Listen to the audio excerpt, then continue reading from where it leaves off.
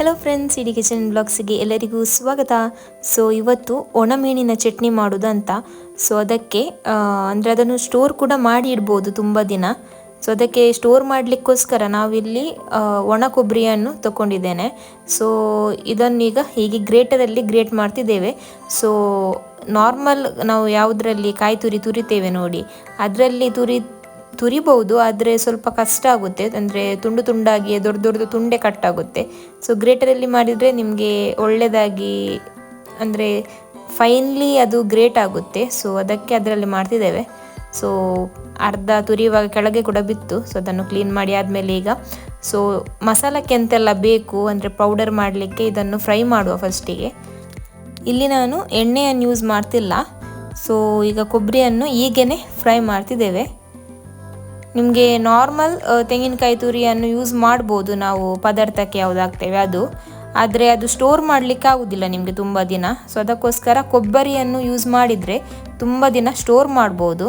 So ಎಣ್ಣೆ ಕೂಡ use ಮಾಡ್ತಿಲ್ಲ, ಯಾಕಂದರೆ ಎಣ್ಣೆ ಯೂಸ್ ಮಾಡಿದರೆ ತುಂಬ ದಿನ ಇಡಲಿಕ್ಕೆ ಆಗೋದಿಲ್ಲ.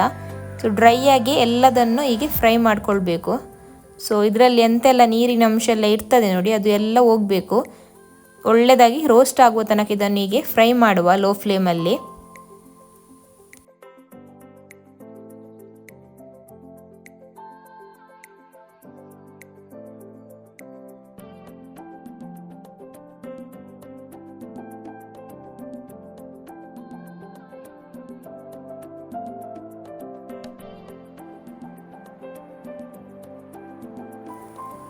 ಇದು ಅಷ್ಟರ ತನಕ ಫ್ರೈ ಆಗ್ತಾ ಇರಲಿ. ನಾವು ಈಗ ಇಲ್ಲಿ ಬೆಳ್ಳುಳ್ಳಿಯನ್ನು ರೆಡಿ ಮಾಡ್ತಿದ್ದೇವೆ. ಬೆಳ್ಳುಳ್ಳಿ ಹಾಕ್ಲಿಕ್ಕೆ ಉಂಟದಕ್ಕೆ. ಸೊ ಹೀಗೆ ಸಿಪ್ಪೆ ತೆಗೆದು ರೆಡಿ ಮಾಡ್ತಾ ಇದ್ದೇವೆ. ಸೊ ನೋಡಿ, ಇದು ಕೂಡ ಬ್ರೌನ್ ಕಲರಿಗೆ ಬಂತು. ಇದು ಈಗ ರೆಡಿ ಆಗಿದೆ. ಇಷ್ಟು ಆದರೆ ಸಾಕು.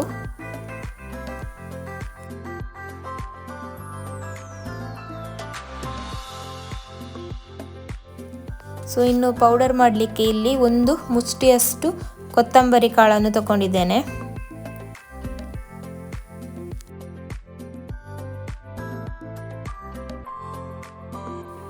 ಮತ್ತು ಸ್ವಲ್ಪ ಬೆಳ್ಳುಳ್ಳಿ, ಸ್ವಲ್ಪ ಹುಣಸೆ ಹುಳಿ, ಮತ್ತು ಸ್ವಲ್ಪ ಖಾರಕ್ಕೆ ಮೆಣಸನ್ನು ಕೂಡ ಹಾಕ್ತಿದ್ದೇನೆ.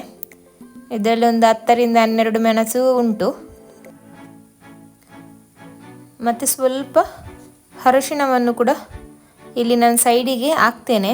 ಆದರೆ ಅರಿಶಿಣವನ್ನು ಮತ್ತು ಹುಣಸೆ ಹುಳಿಯನ್ನೆಲ್ಲ ಫ್ರೈ ಮಾಡಲಿಕ್ಕೆ ಇಲ್ಲ, ಖಾಲಿ ಬೆಳ್ಳುಳ್ಳಿ ಮತ್ತು ಕೊತ್ತಂಬರಿ ಹಾಗೆಯೇ ಮೆಣಸನ್ನು ಫ್ರೈ ಮಾಡಿದರೆ ಆಯಿತು, ಎಣ್ಣೆ ಹಾಕದೆ. ಸೊ ಈಗ ಫ್ರೈ ಮಾಡುವ. ಸಪ್ರೇಟಾಗಿ ಫ್ರೈ ಮಾಡ್ತಿದ್ದೇನೆ. ಫಸ್ಟಿಗೆ ಮೆಣಸನ್ನು ಫ್ರೈ ಮಾಡುವ. ಇದು ಕೂಡ ಕ್ರಿಸ್ಪಿ ಆಗಬೇಕು ಮೆಣಸು, ಅಷ್ಟರ ತನಕ ಇದನ್ನು ಕೂಡ ಫ್ರೈ ಮಾಡಬೇಕು ಒಳ್ಳೇದು ಮಾಡಿ.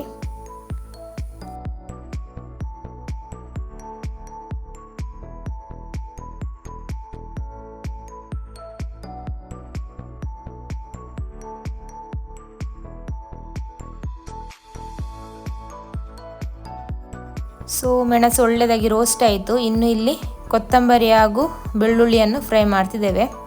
ಇದು ಕೂಡ ಲೈಟ್ ಬ್ರೌನ್ ಕಲರ್ ಬರುವ ತನಕ ಫ್ರೈ ಮಾಡಿದರೆ ಆಯಿತು.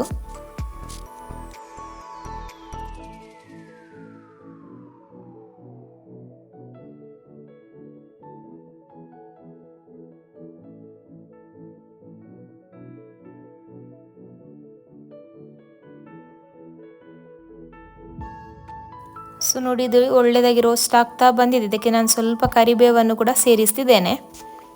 ಸೊ ನಿಮಗೆ ಬೇಕಾದರೆ ಈರುಳ್ಳಿಯನ್ನು ಕೂಡ ಹಾಕ್ಬೋದು, ಆದರೆ ಹಾಕಿದರೆ ಒಳ್ಳೇದು ಮಾಡಿ ಫ್ರೈ ಮಾಡಬೇಕಾಗುತ್ತೆ ಅದನ್ನು. ಸೊ ನಾನಿಲ್ಲಿ ಹಾಕ್ತಿಲ್ಲ, ಸ್ವಲ್ಪ ಕರಿಬೇವನ್ನು ಮಾತ್ರ ಸೇರಿಸಿದ್ದೇನೆ. ಸೊ ಕರಿಬೇವು ಕೂಡ ಒಳ್ಳೇದು ಮಾಡಿ ಫ್ರೈ ಮಾಡಬೇಕು.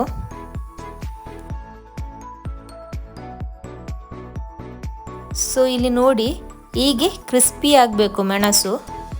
ಅಂದರೆ ನಿಮಗೆ ಅದು ಬಿಸಿ ಇರುವಾಗ ಕ್ರಿಸ್ಪಿ ಅಂತ ಗೊತ್ತಾಗಲ್ಲ. ಮತ್ತೆ ಸ್ವಲ್ಪ ತಣ್ಣಗಾದ ಮೇಲೆ ನೋಡಿ ಈಗ ಆಗಬೇಕದು, ಮುರಿಬೇಕು ಒಳ್ಳೇದು ಮಾಡಿ. ಅಂದರೆ ಕ್ರಿಸ್ಪಿ ಇರಬೇಕು, ಆಗ ಇದು ಪರ್ಫೆಕ್ಟಾಗಿ ಫ್ರೈ ಆಗಿದೆ ಅಂತ ನೋಡಿ. ಸೊ ಈ ಟೆಕ್ಸ್ಚರಿಗೆ ಅದು ಬರಬೇಕು. ಸೊ ಹಾಗೆಯೇ ನಾವಿಲ್ಲಿ ಒಣಮೀನನ್ನು ತಗೊಂಡಿದ್ದೇವೆ. ಇದಕ್ಕೆ ನಿಮಗೆ ಬೇಕಾದರೆ ಸಿಗಡಿಯನ್ನು ಕೂಡ ಹಾಕ್ಬೋದು. ಒಣ ಸಿಗಡಿ ಬರುತ್ತೆ ನೋಡಿ ಚಿಕ್ಕ ಚಿಕ್ಕದು, ಅದನ್ನು ಹಾಕಿದರೆ ತುಂಬ ಒಳ್ಳೆಯದಾಗುತ್ತೆ. ಆದರೆ ನಮ್ಮ ಹತ್ರ ಇರಲಿಲ್ಲ ತಂದದ್ದು, ಸೊ ಇಲ್ಲಿ ನಾವು ಒಣ ಬಂಗುಡೆ ಮೀನನ್ನು ಹಾಕ್ತಿದ್ದೇವೆ. ಸೊ ಇದನ್ನು ಬೆಂಕಿಯಲ್ಲಿ ಫ್ರೈ ಮಾಡಿ ತಂದದ್ದು, ಕೆಂಡದಲ್ಲಿ ಫ್ರೈ ಮಾಡಿ. ಸೊ ಇದರದ್ದು ಮುಳ್ಳೆಲ್ಲ ಸಪ್ರೇಟ್ ಮಾಡಿ ತೆಗಿಬೇಕು. ಸೊ ಎಲ್ಲ ಕ್ಲೀನ್ ಮಾಡ್ತಿದ್ದಾಳೆ ಅಕ್ಕ. ನಿಮಗೆ ಯಾವುದು ಕೂಡ ಮೀನನ್ನು ಹಾಕ್ಬೋದು, ಆದರೆ ಆ್ಯಕ್ಚುಲಿ ಇದಕ್ಕೆ ಸಿಗಡಿ ಸಿಕ್ಕಿದರೆ ತುಂಬ ಒಳ್ಳೆಯದು, ಒಣ ಸಿಗಡಿ. ಸೊ ಇಲ್ಲಿ ಮೆಣಸನ್ನೆಲ್ಲ ಹುಡಿ ಮಾಡಿ ಆಯಿತು. ಸೊ ಪೌಡರ್ ಆಗಿದೆ ಒಳ್ಳೆಯದಾಗಿ. ಸೊ ಹಾಗೆಯೇ ಉಳಿದದ್ದೆಲ್ಲದನ್ನು ಇದಕ್ಕೆ ಹಾಕಿದರೆ ಆಯಿತು. ಕೊತ್ತಂಬರಿ, ಬೆಳ್ಳುಳ್ಳಿ, ಕರಿಬೇವು ಸೊಪ್ಪು, ಅರಶಿಣ ಮತ್ತು ಹುಳಿ ಇದನ್ನು ಹಾಕಿ ಮಿಕ್ಸಿಯಲ್ಲಿ ನಾವು ಪುನಃ ಪೌಡರ್ ಮಾಡಿದರೆ ಆಯಿತು. ನಿಮಗೆ ಪೌಡರ್ ಬೇಕಾದರೆ ಫೈನ್ ಕೂಡ ಮಾಡ್ಕೊಳ್ಬೋದು. ಯಾವ ಕನ್ಸಿಸ್ಟೆನ್ಸಿಯಲ್ಲಿ ಬೇಕು ಅಷ್ಟು ನಿಮಗೆ ಬೇಕಾದಾಗೆ ಮಾಡ್ಬೋದು. ಸೊ ನೋಡಿ, ನಾವು ಇಷ್ಟು ಇಟ್ಕೊಂಡಿದ್ದೇವೆ, ಅಂದರೆ ಇಷ್ಟು ಸಾಕಂತ, ಇದಕ್ಕಿಂತ ಫೈನ್ ಬೇಡ. ಸೊ ಇನ್ನು ಇದಕ್ಕೆ ಕೊಬ್ಬರಿ ತುರಿಯನ್ನು ಹಾಕಿ ಪುನಃ ಪೌಡರ್ ಮಾಡಬೇಕು. ಅಂದರೆ ಮಿಕ್ಸಿ ಜಾರ್ ಸ್ವಲ್ಪ ಚಿಕ್ಕದಲ್ಲ, ಸೊ ಅದಕ್ಕೆ ಸ್ವಲ್ಪ ಹುಡಿ ನಾವು ತಗೊಂಡು ಸೈಡಿಗೆ ಇಟ್ವಿ.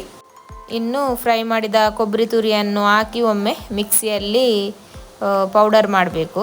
ಪೌಡರ್ ಅಂದರೆ ಸ್ವಲ್ಪ ಒಮ್ಮೆ ಮಸಾಲ ಜೊತೆ ಮಿಕ್ಸ್ ಆಗಬೇಕಲ್ಲ, ಅದಕ್ಕೆ.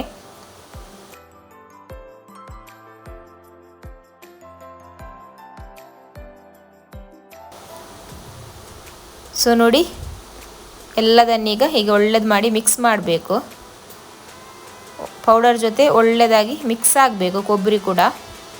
ಇದಕ್ಕೆ ಉಪ್ಪೆಲ್ಲ ಎಂತ ಹಾಕಬೇಕಂತ ಇಲ್ಲ, ಯಾಕಂದರೆ ಒಣ ಮೀನಿನಲ್ಲಿ ಉಪ್ಪಿರುತ್ತೆ ತುಂಬ.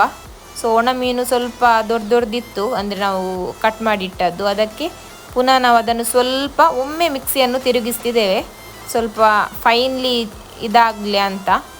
ನೋಡಿ ಈಗಾಗಿದೆ. ಸೊ ಇದು ಈಗ ನಿಮಗೆ ಒಳ್ಳೆಯದಾಗಿ ಎಲ್ಲ ಪೌಡರ್ ಜೊತೆ ಮಿಕ್ಸ್ ಆಗುತ್ತೆ. ದೊಡ್ಡದು ಮೀನಿದ್ರೆ ಒಳ್ಳೆಯದಾಗಲ್ಲ, ಅಂದರೆ ದೊಡ್ಡದಾಗಿ ಇದ್ದರೆ ಅದು ಒಳ್ಳೆಯದಾಗಿ ಎಲ್ಲ ಕಡೆ ಅಂದರೆ ಮಿಕ್ಸ್ ಆಗಲ್ಲ. ಅದಕ್ಕೋಸ್ಕರ ನಾವು ಇದನ್ನು ಒಮ್ಮೆ ಮಿಕ್ಸಿಯಲ್ಲಿ ಹೀಗೆ ಮಿಕ್ಸ್ ಮಾಡಿದ್ವಿ, ಅಂದರೆ ಸ್ವಲ್ಪ ಚಾಪ್ ಆಯ್ತಲ್ಲ ಫೈನ್ಲಿ, ಈಗ ಒಳ್ಳೆಯದಾಗ್ತದೆ. ಇದಕ್ಕೆ ಉಪ್ಪೆಲ್ಲ ಹಾಕ್ಲಿಕ್ಕೆ ಹೋಗಬೇಡಿ, ಉಪ್ಪು ಹಾಕಿದರೆ ತುಂಬ ಉಪ್ಪಾಗುತ್ತೆ. ಮತ್ತು ನೋಡಿ ಬೇಕಾದರೆ ನಿಮಗೆ ಮತ್ತೆ ಹಾಕಿ, ಆದರೆ ಫಸ್ಟಿಗೆಲ್ಲ ಉಪ್ಪು ಹಾಕ್ಲಿಕ್ಕೆ ಹೋಗಬೇಡಿ. ಸೊ ಒಣ ಮೀನಿನ ಚಟ್ನಿ ರೆಡಿ ಆಯಿತು, ಡ್ರೈ ಚಟ್ನಿ. ಸೊ ಇದನ್ನಿನ್ನು ಸ್ಟೋರ್ ಮಾಡಿ ನಿಮಗೆ ಎಷ್ಟು ದಿನ ಆದರೂ ಇಡ್ಬೋದು, ಏನಾಗಲ್ಲ. ಸೊ ಇಲ್ಲಿ ನನ್ನ ಮಾಮಿ ಟೇಸ್ಟ್ ಮಾಡ್ತಿದ್ದಾರೆ. ಮಾಮಿಗೆ ಅಂತೂ ಟೇಸ್ಟ್ ಒಳ್ಳೆಯದಾಯ್ತಂತೆ. ಸೊ ಈಗ ನಾನು ಸ್ವಲ್ಪ ಟೇಸ್ಟ್ ಮಾಡಿ ನೋಡ್ತೇನೆ ಹೇಗಾಗಿದೆ ಅಂತ. ಸೊ ಅಕ್ಕ ಕೂಡ ಹೇಳಿದ್ಲು ಒಳ್ಳೆಯದಾಯ್ತಂತ. ಅಂದರೆ ಗಂಜಿ ಜೊತೆ ಎಲ್ಲ ಒಳ್ಳೆಯದಾಗುತ್ತೆ, ಅಂದರೆ ಊಟ ಮಾಡಲಿಕ್ಕೆ. ಸೊ ಟೇಸ್ಟ್ ಅಂತೂ ತುಂಬ ಒಳ್ಳೆಯದಾಗಿದೆ ನಿಜವಾಗ್ಲೂ ಹೇಳೋದಾದರೆ. ನೀವು ಕೂಡ ಟ್ರೈ ಮಾಡಿ. ಹೀಗೆ ಒಮ್ಮೆ ಮಾಡಿದರೆ ಒಂದು ಸ್ಟೋರ್ ಮಾಡಿ ಇಟ್ಟರೆ ನಿಮಗೆ ತಿನ್ಬೋದಲ್ಲ, ಏನಾಗಲ್ಲ ಇದು. ನೋಡಿ ಒಳ್ಳೆಯದಾಗಿ ಡ್ರೈ ಆಗಿ ಚೆನ್ನಾಗಾಗಿದೆ. ಖಾರ ಎಲ್ಲ ಪರ್ಫೆಕ್ಟ್ ಉಂಟು, ಉಪ್ಪು ಖಾರ ಹುಳಿ ಎಲ್ಲ. ನಿಮಗೆ ಇವತ್ತಿನ ಈ ವಿಡಿಯೋ ಇಷ್ಟ ಆದರೆ ನನ್ನ ಚಾನಲನ್ನು please like, share and subscribe ಮಾಡಿ. ಇನ್ನು ಮುಂದಿನ ವಿಡಿಯೋದಲ್ಲಿ ಸಿಗುವ. ಅಂಟಿಲ್ ದೆನ್ ಟೇಕ್ ಕೇರ್, ಬಾಯ್.